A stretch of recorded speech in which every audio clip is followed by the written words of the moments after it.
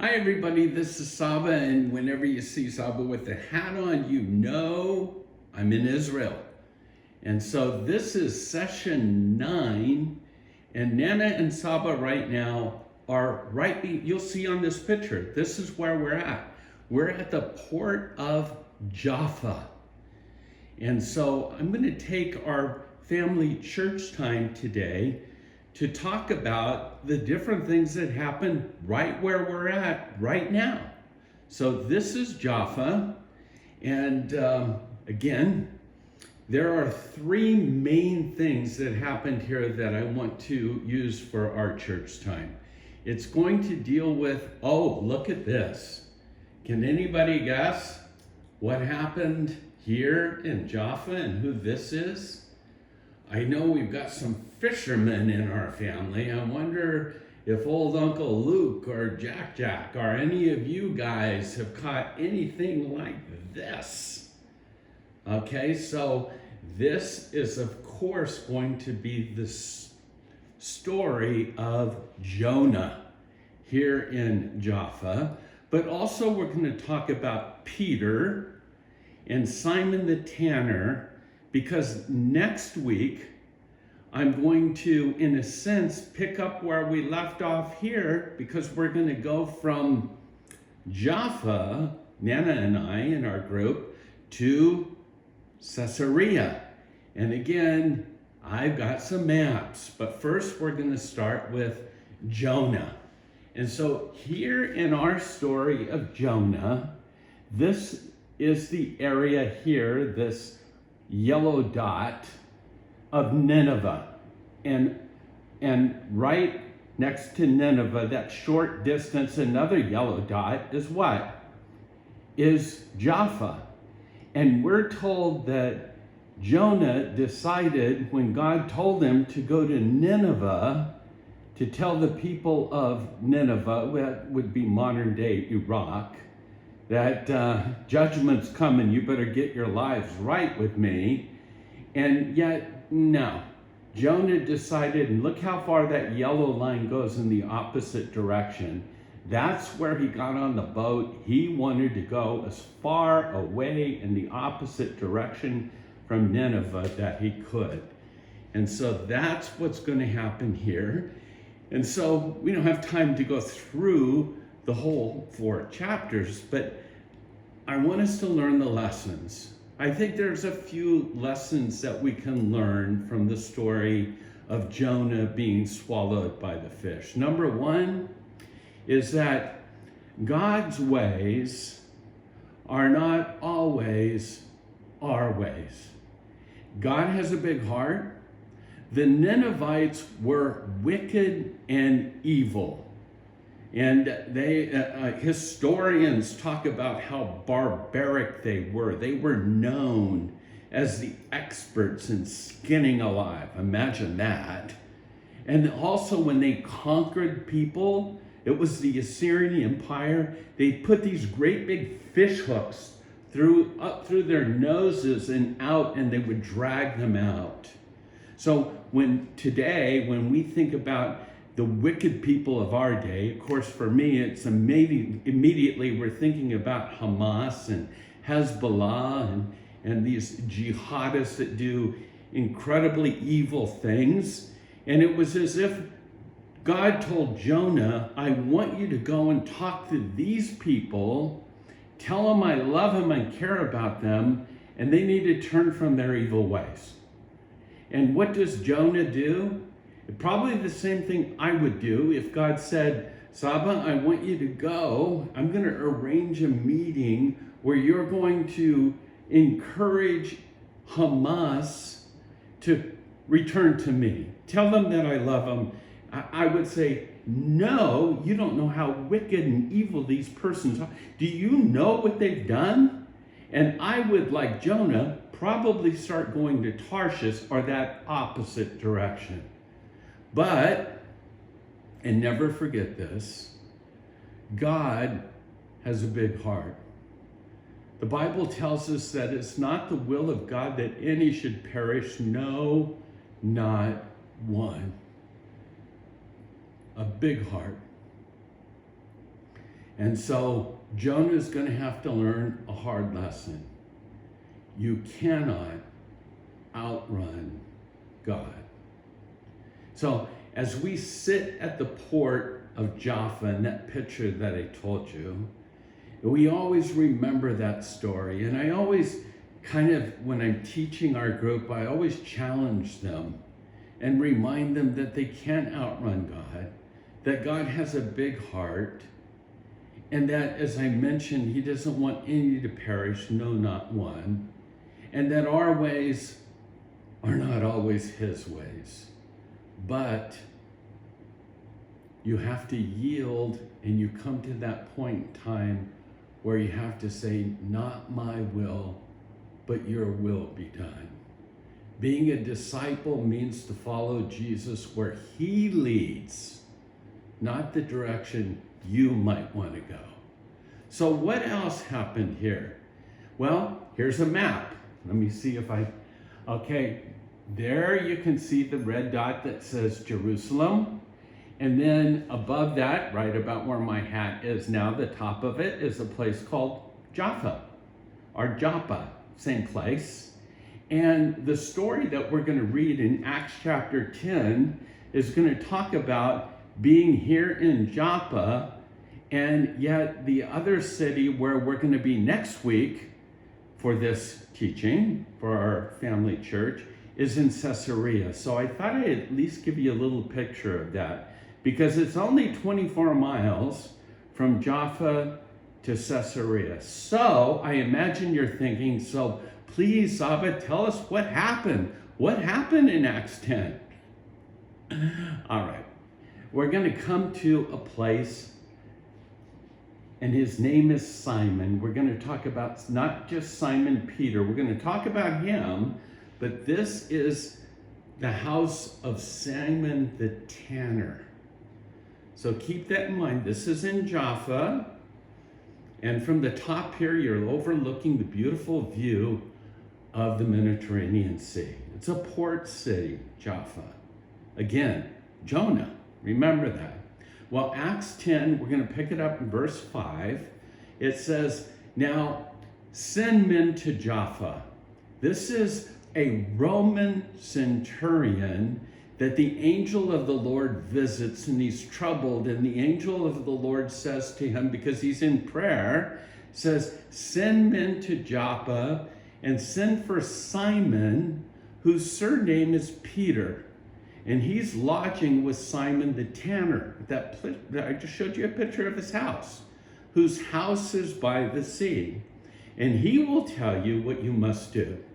And when the angel who spoke to him had departed, and here's the name of that Roman centurion, Cornelius. When the angel who had spoke to him had departed, Cornelius called 2 of his household servants and a devout soldier from among those who waited on him continually. And so when he explained all these things to them, he sent them to Joppa. And the next day, remember, it's not that far, the next day as they went on their journey, they drew near to the city, and Peter went up on the housetop to pray. It was about the 6th hour, and then he became very hungry, and he wanted to eat, but while they were made ready, he fell into a trance. And he saw heaven open, and an object like a great sheet bound at the 4 corners descending to him and let down to the earth. In it were all kinds of 4-footed animals of the earth, wild beasts, creeping things, birds of the air. And a voice came to him and said, rise, Peter, kill and eat. But Peter said, not so, Lord. For I have never eaten anything common or unclean. And the voice of God spoke to him again the 2nd time. What God has cleansed, you must not call common. And this was done 3 times. And the object was taken up into heaven again.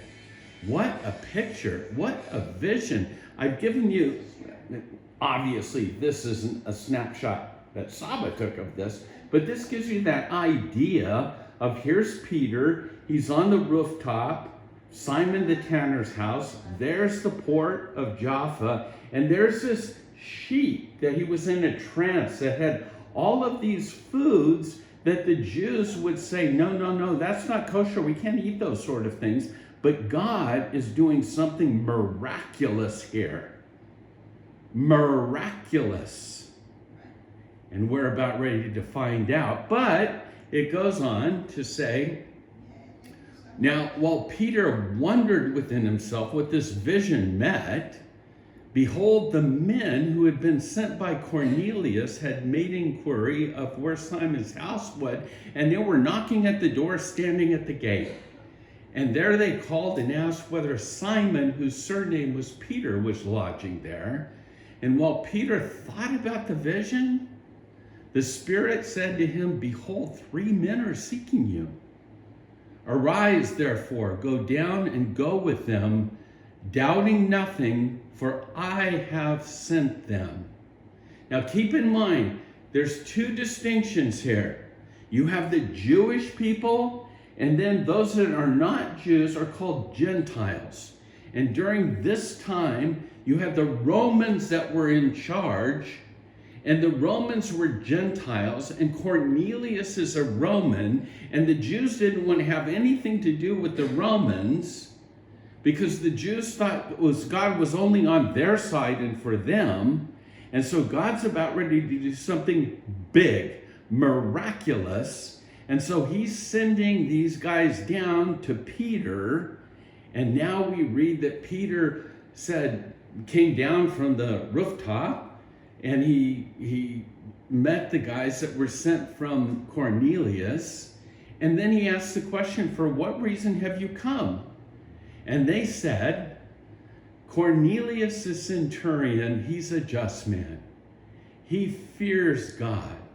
He has a good reputation among all the nations of the Jews. He was divinely instructed by a holy angel to summon you to his house and to hear words from you.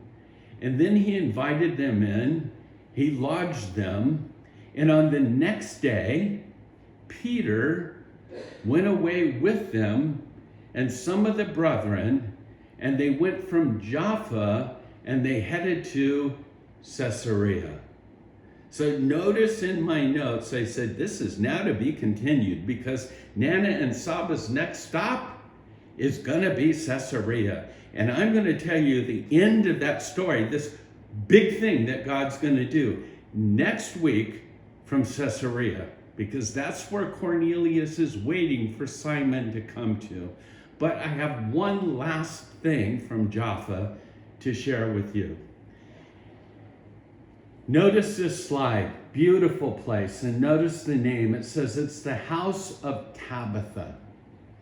Now, I'm sure that there's not too many people that remember this story, but whenever I'm here, whenever I'm in Jaffa, whenever I teach the groups that come, I'm always going to talk about Jonah. And I'm always going to talk about Simon the tanner and Peter and what's happening and what's going to happen next week. But recently, I have felt the need to talk about this miracle that happened here in Jaffa as well. And as I said, most people don't even remember it. So what happened at the house of Tabitha? So, verse 36, this is chapter 9. Verse 36 says, at Joppa, or Jaffa, there was a certain disciple named Tabitha, which is translated Dorcas. And this woman was full of good works and charitable deeds which she did. But it happened in those days that she became sick, and she died. And when they had washed her, they laid her in an upper room. And since Lydia was near Jaffa, and the disciples had heard that Peter was there, they sent 2 men to him, imploring him not to delay in coming to them. And then Peter arose and went with them. And when he had come, they brought him to the upper room. And all the widows stood by weeping, showing the tunics and the garments which Dorcas had made while she was with them. Tabitha loved and was kind. And she was well off, but in other stories, we read that she provided for children and that she had a kind heart. And remember what I said, what I've been saying, is that we can't always just be takers. We need to learn to be givers and to be kind. And so Peter is caught off guard. He's here in this upper room. She's dead. These people are weeping, and they're showing her all the tunics and clothes that Dorcas had made to give to the poor and to the children of their town and things such as that. And it says, but Peter then put them all out. He knelt down, he prayed, and turning to the body, he said, Tabitha, arise. And she opened her eyes. This is a miracle. And when she saw Peter, she sat up. And then he gave her his hand and lifted her up. And when he had called the saints and widows, he presented her alive. And it became known throughout all of Jaffa. And many believed on the Lord. And so it was that he stayed many days in Jaffa with Simon the tanner, which takes us back to our last story. So here's some takeaways for this week. Number 1, let's go back to Jonah.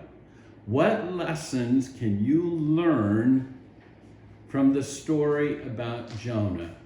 And no, don't go to Uncle Luke and ask him about what lures can I use to catch a big fish. No, what lessons can you learn from the story about Jonah?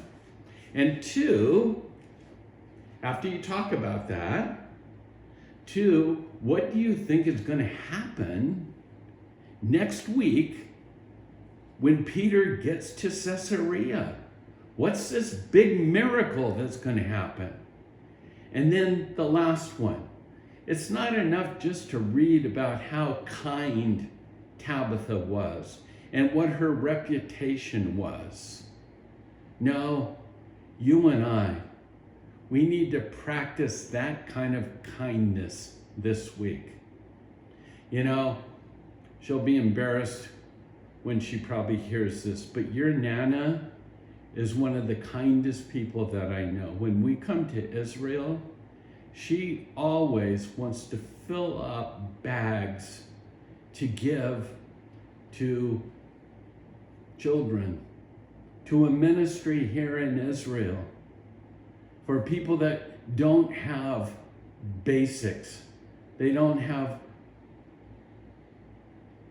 clothing, baby blankets, all of that sort of thing. So whenever we go to the airport, it looks like we've got all of this luggage that we're taking. Let me tell you, it's the kindness of your Nana's heart, and we never come home with that much because we always leave it for people that are in need.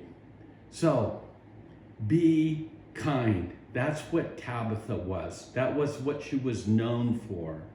And so all of these are the events that took place where Nana and Saba are right now in Jaffa. So next week for our church, we'll be in Caesarea.